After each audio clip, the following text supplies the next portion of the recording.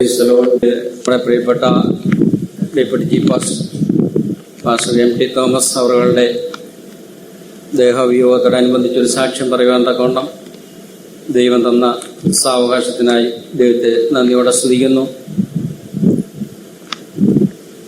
വർഷങ്ങൾക്ക് മുമ്പ് തിരുവനന്തപുരത്ത് പ്രിയപ്പെട്ട പാസ്റ്റർ സെൻട്രൽ പാസ്റ്ററായിരുന്ന കാലഘട്ടങ്ങളിൽ ഞങ്ങൾക്കും ഞങ്ങളുടെ കുടുംബത്തിനും സഭയ്ക്കും എല്ലാം പാസ്റ്ററുടെ ശുശ്രൂഷ അനുഗ്രഹമായിരുന്നു. വിശുദ്ധ യോഹന്നാൻ എഴുതിയ 3-ാമത്തെ ലേഖനം അതിൻ്റെ 1-ാം അധ്യായം 2-ാം വാക്യത്തിൽ പ്രകാരം ഒരു വാക്യമുണ്ട്: പ്രിയനെ, നിന്റെ ആത്മാവ് ശുഭമായിരിക്കുന്നത് പോലെ നീ സകലത്തിലും ശുഭമായും സുഖമായും ഇരിക്കണം എന്ന് ഞാൻ പ്രാർത്ഥിക്കുന്നു എന്നൊരു വാക്യമുണ്ട്. ഇതായിരുന്നു ഓരോ വിശ്വാസിയെക്കുറിച്ചും പാസ്റ്റർ M.T. തോമസ് അവരുടെ പ്രാർത്ഥന. ഈ വാക്യമായിരുന്നു അദ്ദേഹത്തിൻ്റെ ഗൈഡിങ് പ്രിൻസിപ്പിൾസ്. ഈ വചനം ഒരു വ്യക്തിയുടെ പൂർണ്ണമായ ക്ഷേമത്തെക്കുറിച്ച് സംസാരിക്കുമ്പോൾ പാസ്റ്ററും അങ്ങനെ തന്നെ ഓരോരുത്തരെ നടത്തുന്ന കാര്യത്തിൽ ശ്രദ്ധാലുവായിരുന്നു. ആത്മീയമായി ശുഭമായിരിക്കുക എന്ന് പറഞ്ഞാൽ ദൈവവുമായുള്ള നല്ല ബന്ധത്തെയും സമാധാനത്തെയും അത് സൂചിപ്പിക്കുന്നു. ഓരോ ദൈവവൈതലും ദൈവവുമായി നല്ല ബന്ധത്തിലും സമാധാനത്തോടെ കൂടെ ഇരിക്കണമെന്ന് പാസ്റ്റർ ആലോചന പറയാറുണ്ട്. അതുപോലെ സകലത്തിലും ശുഭമായും, അതായത് ഭൗതികമായ നന്മ, അത് നമ്മുടെ പ്രവൃത്തികളിലും ജീവിത സാഹചര്യങ്ങളിലും ഉണ്ടാകേണ്ട പുരോഗതിയാണെന്നും അത് ഓരോ വിശ്വാസികളും അത് പ്രാപിക്കണമെന്നും പാസ്റ്റർ പ്രത്യേകം ഓരോ സ്റ്റഡിയിലും പറയാറുണ്ട്. ആരും ദാരിദ്ര്യത്തിലും കഷ്ടതയിലുമല്ല കഴിയേണ്ടത്. അവർ സകലത്തിലും എല്ലാ ജീവിത സാഹചര്യങ്ങളിലും പുരോഗതി പ്രാപിക്കേണ്ടവരാണ് എന്ന് തന്നെയാണ് പാസ്റ്റർ പഠിപ്പിച്ചിരുന്നത്.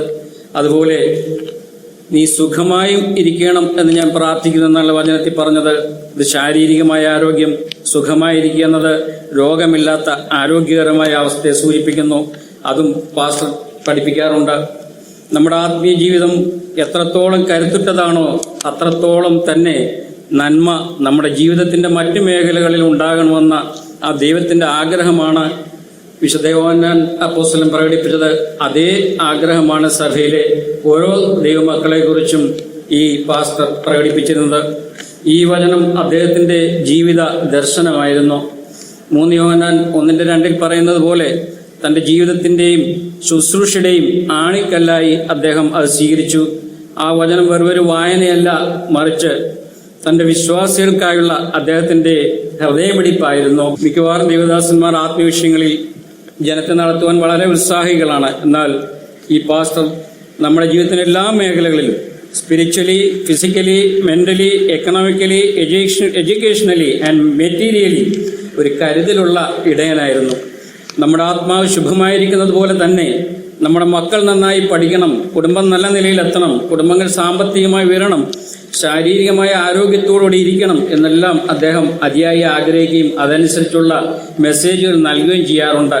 അത് സ്തോത്രത്തിലൂടെയും പ്രഭാത ആരാധനയിലൂടെയും കുടുംബ ആരാധനയിലൂടെയും കുടുംബത്തിൽ സൂക്ഷിക്കുന്ന സമാധാനത്തിലൂടെയെല്ലാം എങ്ങനെ പരിപാലിക്കാമെന്ന് അദ്ദേഹം പഠിപ്പിച്ചിരുന്നു.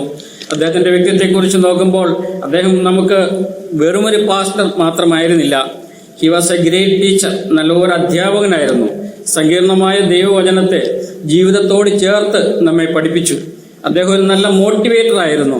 വീണുപോയ നിമിഷങ്ങളിൽ നമ്മെ കൈപിടിച്ചുയർത്താൻ അദ്ദേഹത്തിന്റെ വാക്കുകൾക്ക് ശക്തി ഉണ്ടായിരുന്നു. അത്രയും ആത്മാർത്ഥതയോടെ ജനത്തെ ഉപദേശിക്കാറുണ്ട്, പ്രചോദനം നൽകാറുണ്ട്.